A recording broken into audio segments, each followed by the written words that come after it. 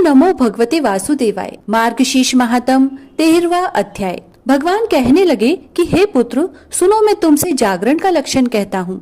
कलयुग में जिसके विज्ञान मात्र से मनुष्य आसानी से मुझको प्राप्त होता है, गीत वाद नृत्य, पुराणों का पाठ, धूप दीप नैवेद्य, पुष्प चंदन, सुगंधित द्रव्य का लेपन, फलों का समर्पण करना, श्रद्धा दान, इंद्रियों का निग्रह, सत्यता, निद्रा रहित आनंद पूर्वक मेरा पूजन करना, पूजन में उत्साह का होना, पाप रहित आलस्य रहित प्रत्येक प्रहर में मेरी आरती करना, इन सब बातों में लीन होकर जो मनुष्य एकादशी की रात्रि को जागरण करता है, वह फिर पृथ्वी पर जन्म नहीं लेता।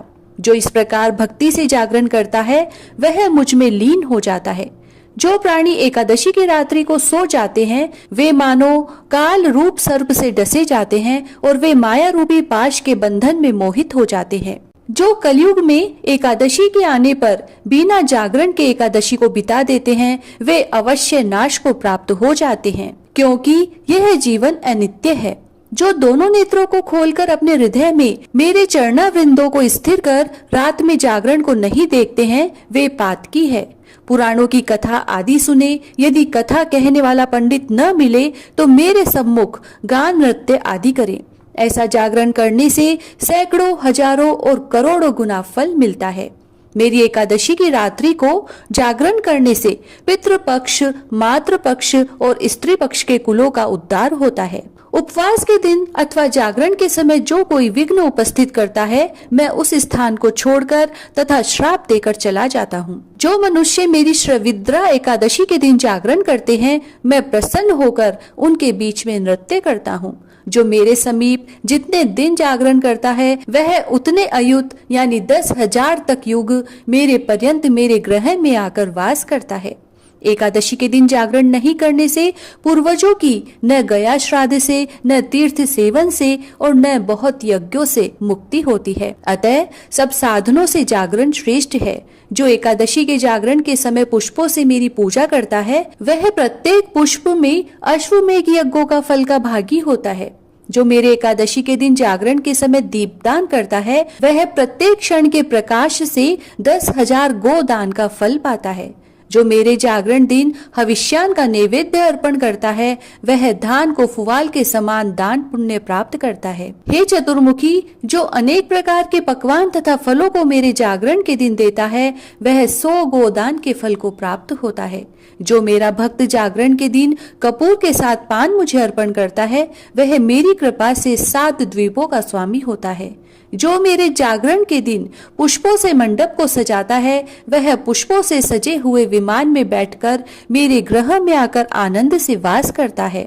जो मेरे जागरण के दिन कपूर और गूगल को धूप देता है, वह अपने लाख जन्म के पापों का नाश करता है। जो मेरे जागरण के दिन मुझको दूध, दही, घी और जल से स्नान कराता है, वह इस लोक के सुखों को भोगकर अंत में श्रेष्ठ गति को पाता है। जो सुंदर वस्त्रों और विविध प्रकार के फलों को मेरे लिए देता है, वह वस्त्र के जितने सूत होते हैं, उतने वर्षों तक चिरकाल तक स्वर्ग में वास करते हैं। जो रत्नों से जड़ित स्वर्ण के गहने मुझे अर्पण करता है, वह 7 कल्प तक मेरा प्रिय होकर मेरे पास वास करता है। जो घी से, विशेषकर गौ के घी से मेरे जागरण की रात्रि को दीपक जलाता है, उसको एक दीपदान के बदले 10,000 गोदान का फल मिलता है। हे चतुरानंद, जो जागरण के दिन कपूर से निराजन करता है, वह कपिला गोदान के फल का भागी होता है। जो पुनः दीपदान, गान, नाच और पूजन करता है, वह सैकड़ों यज्ञ, व्रत और दान के समान पुण्य को पाता है। जो जागरण के दिन मेरे सामने निर्लज होकर गाना और नाच करता है, वह आधे क्षण में कोटि यज्ञ के फल को पाता है। जो मेरे जागरण के दिन गाना, नाच आदि को रोकता है, वह 60,000 वर्ष रोरवादी नरक की यातना भोगता है। जो मेरे जागरण के दिन मेरे समीप नाच गाना करते हुए मनुष्य के पास जाता है, वह धर्मराज के बंधन से मुक्त होकर, मुक्ति का भागी होकर मेरे पद को प्राप्त होता है। जो मेरे जागरण के दिन नाचने वाले मनुष्य का उपहास करता है, वह 14 इंद्र के राज्य तथा नरक में जाकर वास करता है। जो मेरे जागरण के दिन भक्ति से पुस्तक पढ़ता है, वह श्लोक संख्या के हिसाब से उतने ही युग पर्यंत मेरे लोक में वास करता है।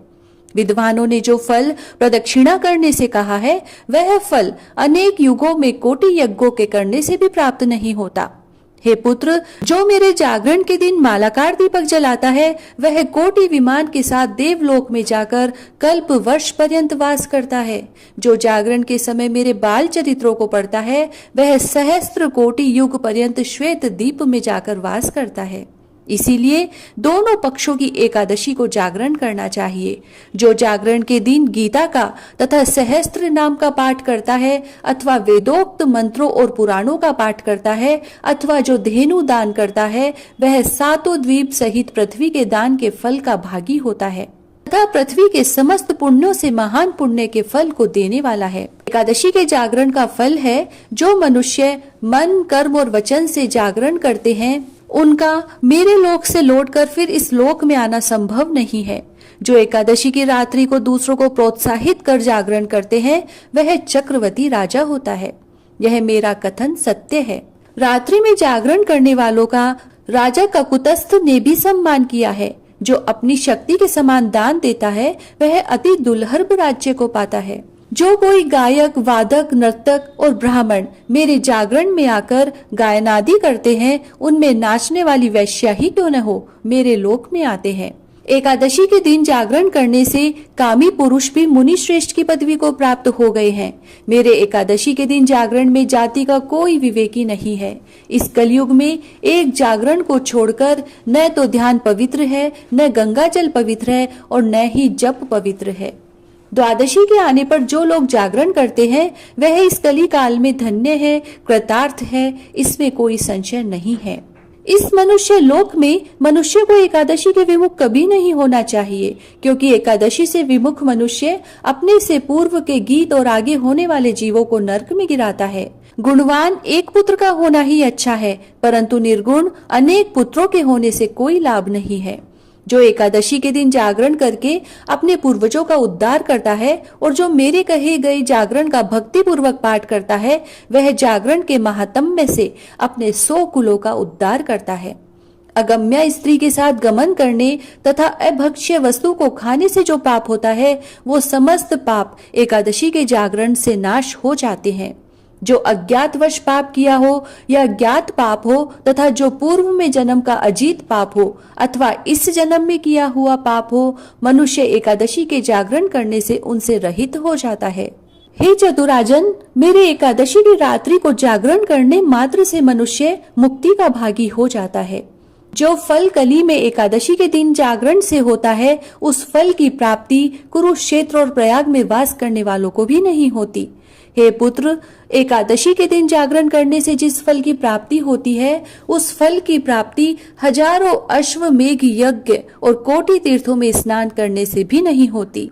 जो एकादशी के महात्म को पढ़ता है या सुनता है, वह मनुष्य समस्त पापों से रहित होकर परम गति को पाता है। जिस मनुष्य के एकादशी के दिन व्रत, पूजन और जागरण आदि होते हैं, उसके समस्त दुष्ट ग्रह सौम्य हो जाते हैं और संतान का वियोग नहीं होता तथा मेरी कीर्ति सुनने में नित्य प्रेमी होता है। वह प्रेमी कभी नष्ट नहीं होता तथा रण में और राजकुल में सदैव विजयी होता है। हमेशा धर्म में बुद्धि और निश्चल भक्ति होती है तथा एकादशी की भक्ति करने से मनुष्य पाप से कभी लिप्त होता ही नहीं। मेरे एकादशी के दिन जागरण करने से कभी मनुष्य प्रेत भाव को प्राप्त नहीं हो सकता। जो लोग एकादशी के व्रतादि से विमुख हैं, उनको परलोक की गति नहीं होती है। इसीलिए कलयुग में एकादशी का व्रतादि अवश्य करना चाहिए। इति श्री स्कंद महापुराणे मार्गशीर्ष मास महात्म 13वां अध्याय समाप्त हुआ। जय श्री राधे।